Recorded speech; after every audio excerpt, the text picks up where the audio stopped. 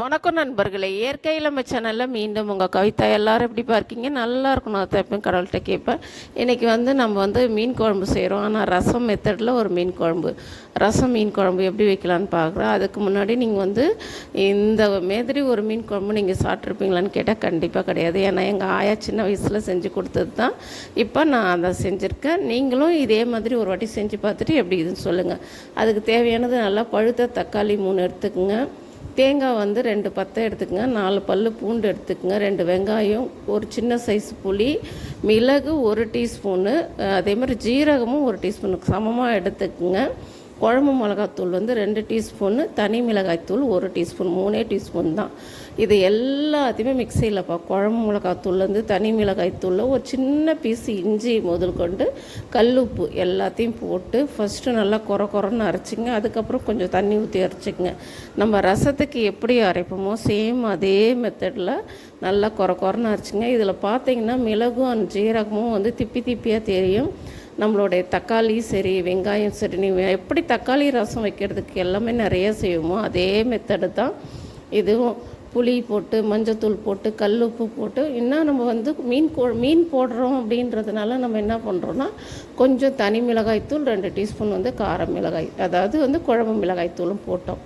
இப்போ மீன் போடுறதுனால அதுக்கு மீனுக்கு என்னென்ன தேவை, மாங்காய், கத்திரிக்காய், முருங்கைக்காய், அதுக்கப்புறம் அவரைக்காய் எல்லாமே போடலாம். நம்மக்கிட்ட இப்போ முருங்கைக்காவும் மாங்காவும் இருந்துச்சு, அதுவும் அந்த குழம்புல போட்டால் 2 பச்சை மிளகாய் போட்டாச்சுப்பா. குழம்பு தாளிக்கெல்லாம் தேவையில்ல, அப்படியே நம்ம சட்டியில் அரைச்சி ஊற்றுந்து எடுத்து நம்ம கொதிக்க வைக்கும் போதே பாருங்கள் எவ்வளோ தண்ணியாக ரசம் மாதிரி, ரசமே கொஞ்சம் திக்காக இருந்தால் அப்படி இருக்கும். அந்த ஸ்டேஜில் குழம்புல கொதிக்குது. இப்போ இந்த ரசம் கொதிக்கும் போதே நம்ம என்ன செய்யணும், மஞ்சத்தூள் போட்டு உப்பு போட்டு நல்லா உரசி கழுவி வச்சுருக்கிற மீனை ஒரு அலசிட்டு போடணும். மீன் போட்டதுக்கப்புறமும் குழம்பு தண்ணியாக தான் இருக்கணும். ஏன்னா இது ரசத்தில் மீன் குழம்பு, அதனால் நம்ம கொதிக்கணும். நம்ம சொல்லுவோம் இல்லையா, ரசம் ரொம்ப நுரைச்சின்னு பொங்கின உடனே நம்ம ஆஃப் பண்ணிவிடுவோம்.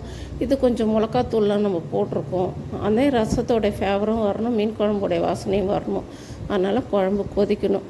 கொதித்த உடனே என்ன ஆகுனா மேலே பாருங்கள், இப்போயுமே நான் சொல்கிறது உப்பு காரம் குழம்புக்கு கரெக்டாக இருக்குன்னா நடுவில் முத்தாக கொதிக்க ஆரம்பிச்சிடும், ஓரத்தில் ஃபுல்லாக ஏடு படிஞ்சிடும். அதே ஸ்டேஜ் இப்போ நம்ம கரெக்டாக வந்துடுச்சு.